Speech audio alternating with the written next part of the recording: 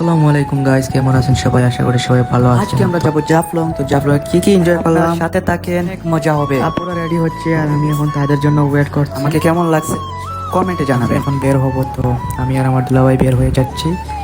এই যে দুলাভাই যাচ্ছে, আমি তার পিছনে যাচ্ছি। দুলাভাই বলতেছে তাড়াতাড়ি আয়, গাড়ি এসে পড়েছে। আমরা তাড়াতাড়ি নেমে পড়ছি, তো আর কি লামতে লামতেও হেরান।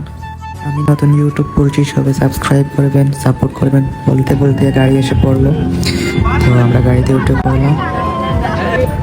আর আছি আমরা আর বেশি দূরে নাই, কাছাকাছি তো আছি জাফলং। আপনারা সাথে থাকেন, আপনারাও দেখতে পারবেন জাফলং এর ভিউটা কেমন হয়েছে আজকে। এসে গেলাম জাফলং, এখানে দেখি পাঞ্চ আছে, পাঞ্চ মারলাম।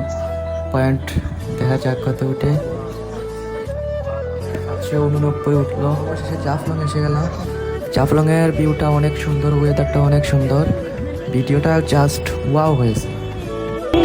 देख के इनको ये सोचता हूँ साए में इनके मैं जी। ভিডিওটা কেমন হয়েছে কমেন্টে জানাবেন। তো আমরা পানিতে নেমে পড়লাম, পানিটা অনেক ঠান্ডা, আর এই গরমের মধ্যে পানি ঠান্ডাটা অনেক জরুরি।